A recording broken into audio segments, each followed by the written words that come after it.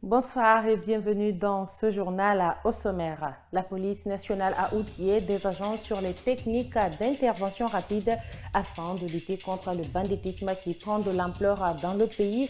Vu le taux croissant d'attaques et de tueries, la police nationale, dans son rôle d'assurer la sécurité des personnes et leurs biens, se lance dans la lutte contre ce phénomène qui devient de plus en plus inquiétant. Compte rendu à suivre. Et puis, Kaba Diawara a publié la liste des joueurs retenus pour les Jeux Olympiques à Paris 2024. Ils sont au nombre de 18 convoqués par le sélectionneur guinéen. Une liste qui ne fait pas l'unanimité au sein de l'opinion, surtout avec l'absence de Morlaye Sylla. Dans ce journal, vous suivrez la réaction d'un journaliste sportif. C'est tout pour le sommaire. Encore bonsoir. Dans son rôle d'assurer la sécurité et l'ordre public, la police nationale forme ses agents pour atteindre ses objectifs. Cela est donc nécessaire vu le banditisme grandissant à travers le pays qui inquiète les populations. Des citoyens sont souvent attaqués ou tués. C'est pourquoi il faut impérativement prendre des dispositions afin de lutter contre ce phénomène. C'est dans ce sens que plusieurs policiers ont été outillés à Conakry. Ansoubaï Baldé, Aboubakar So et Ousmane Kamara. C'est un bon début dans le cadre de la lutte contre le grand banditisme dans le Grand Conakry. Plusieurs citoyens sont inquiétés dans l'insécurité au niveau des quartiers et pour assurer la vigilance par rapport à ce phénomène et maintenir l'ordre, des policiers ont été formés dans ce sens. Ils auront désormais pour mission les patrouilles, le jalonnement, la gestion des violences urbaines, primo intervenant en matière de maintien et rétablissement d'ordre public. Les stagiaires se sont familiarisés au module ci-après. 1. Les GTPI, gestes et techniques professionnelles d'intervention. 2. Armement. 3. Le maintien et le rétablissement de l'ordre public. 4. L'ordre serré. 5.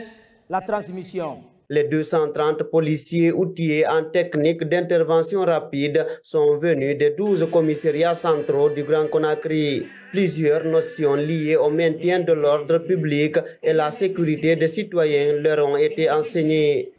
Ces formations intensives, couvrant des domaines aussi variés que les techniques de protection des citoyens, la gestion des crises et bien d'autres encore, constituent un moyen pour développer chez ces agents des compétences techniques et des qualités humaines indispensables à l'exercice de leur métier.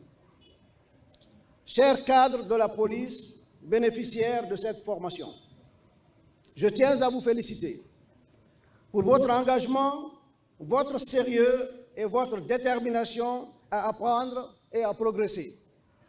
Cela prouve à suffisance votre dévouement à servir la population avec plus d'efficacité. Il y a eu des séances de démonstration pour illustrer les compétences acquises durant leur stage.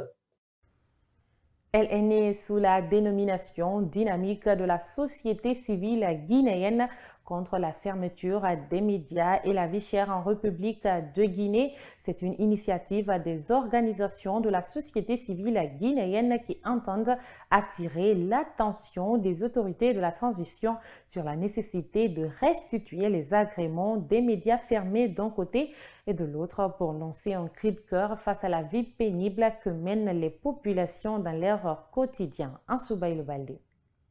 La dynamique de la société civile guinéenne contre la fermeture des 3 médias et la vie chère a été officiellement lancée ce jeudi à Conakry. Les membres de ce mouvement présents à la rencontre sont tous vêtus de rouge, signe de mécontentement. Ce sera d'ailleurs la vocation de la dynamique, inviter tous les citoyens guinéens à porter des t-shirts rouges chaque jeudi jusqu'à la satisfaction de leurs revendications.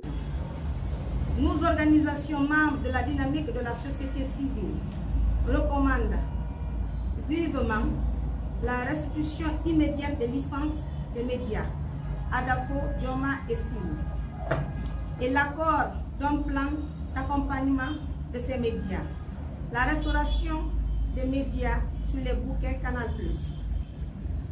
l'arrêt des brouillages des ondes des médias, l'arrêt de toute restriction ou isolement dont subit la presse guinéenne.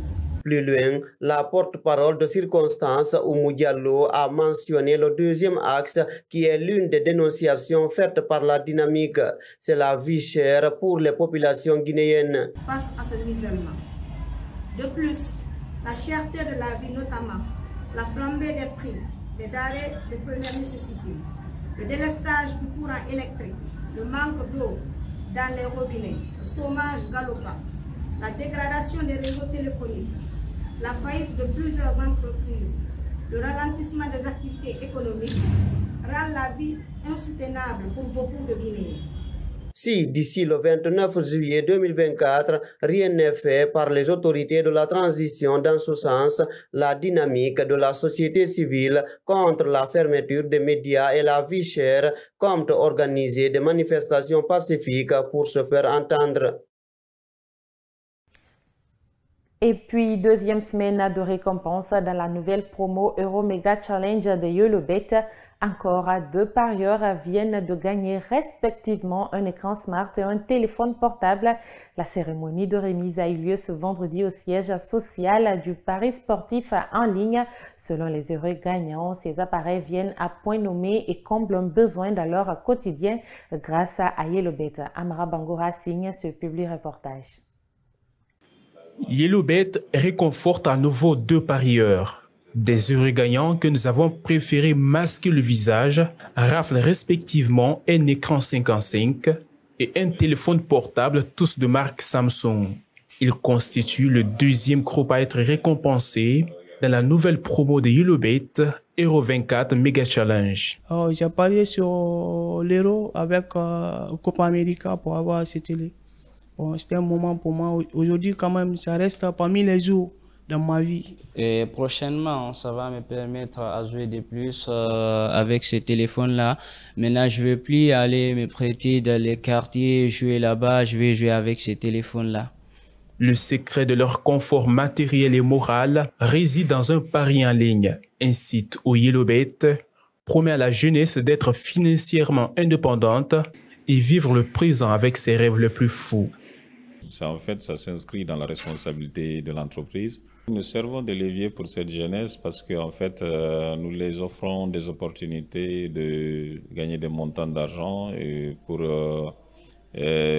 réaliser des choses qu'ils rêvaient d'antan, peut-être des projets personnels ou autres. Je pense que ces téléphones et ces écrans qu'ils reçoivent, ils peuvent soit les utiliser ou bien faire ce qu'ils veulent de ces gadgets-là. Ça apporte un plus pour eux et pour leur famille. Avec Euro 24 Mega Challenge, créé à marge du plus grand rendez-vous sportif des nations européennes, YOLOBet a prévu 4 semaines de récompenses. Celle-ci constitue la deuxième. La dernière a eu lieu il y a une semaine, où des heureux gagnants sont répartis avec des appareils de dernière génération et des sommes d'argent. Place au sport, le tirage au sort des éliminatoires de la CAN 2025 Maroc a eu lieu ce jeudi à Johannesburg, en Afrique du Sud. Le Sili national est logé dans le groupe H avec la RDC, l'Éthiopie et la Tanzanie. Pour le journaliste sportif Abdoulaye Diallo, la Guinée peut bien se qualifier en prenant ses adversaires au sérieux. Mamadou Tanouba. Kaba Diawara connaît désormais ses 3 adversaires au compte des éliminatoires de la Coupe d'Afrique Maroc 2025. Logé dans le groupe H avec sa bête noire de la dernière édition, la RDC, l'Éthiopie et la Tanzanie, le Sili national devra batailler dur pour être parmi les nations qualifiées. C'est l'avis du journaliste sportif Abdoulaye Diallo. C'est un groupe, je dirais, en tout cas, qui est un tout peu à notre portée. Seulement, on dira que oui, les deux têtes de groupe, c'est la RD Congo, c'est la Guinée, mais il ne faut pas minimiser les autres, c'est-à-dire la Tanzanie et l'Éthiopie. Bien que oui, l'Éthiopie, on les a battus en aller et retour lors des dernières qualifications pour la Coupe d'Afrique qui s'est jouée en Côte d'Ivoire. Mais la Tanzanie, ces derniers temps, c'est une équipe qui est sur une bonne performance aussi, vu surtout L'ossature sur le plan local, ils ont un championnat aujourd'hui assez sérieux, où ça travaille énormément là-bas. Abdoulaye Diallo déplore la non-homologation des stades guinéens qui privent l'équipe nationale de la ferveur de son public dans ses éliminatoires. Jouer à l'extérieur, recevoir nos matchs au Maroc, ça, non seulement côté financier, c'est coûteux pour l'État guinéen, l'État a d'autres priorités. Pour ce qui est des résultats, l'équipe est chevrée de son public, vice-versa. Le public ne voit plus son équipe nationale jouer à domicile pour se faire du plaisir et surtout pour ce patrimoine qui nous est commun.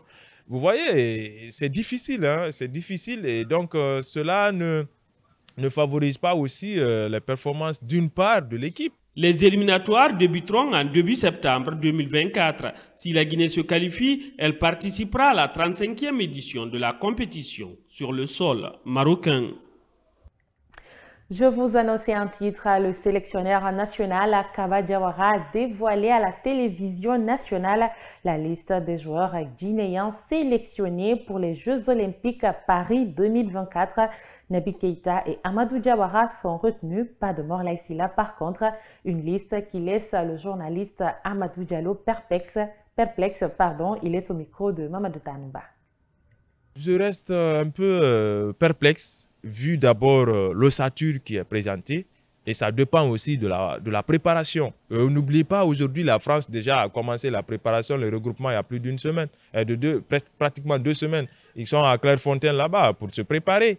Et vous voyez, les États-Unis, la même chose, sans oublier la Nouvelle-Zélande. Donc nous, le regroupement, est-ce qu'il a commencé? Non, puisque là, on est à moins de 3 semaines pour ces JO, puisqu'on commence le 24 contre la Nouvelle-Zélande. Vous voyez, donc le temps presse et il ne faut pas bâcler la préparation. Et si la préparation est bâclée, ça se répercute sur le rendement une fois dans la phase finale, puisqu'on pensait que oui, un certain Serhou Guirassy pouvait au moins être dans l'écurie là, puisqu'on a, selon le règlement, c'est 3 joueurs qui ont plus de 23 ans. Il a fait venir Abdoulaye Touré, Amadou Diawara, Naby Keïta, alors qu'il a beaucoup d'autres milieux de terrain. Moriba est là, Agibou est là, et tant d'autres. Naby, Isiaga Kamara de Nice est là. C'est des milieux du terrain. Et on fait venir Amadou pour un complément d'effectif, j'ai envie de dire. Il a des réservistes aussi qui sont au nombre de 4. Et voilà, c'est tout pour cette édition d'information. Merci de l'attention. Bonsoir chez vous.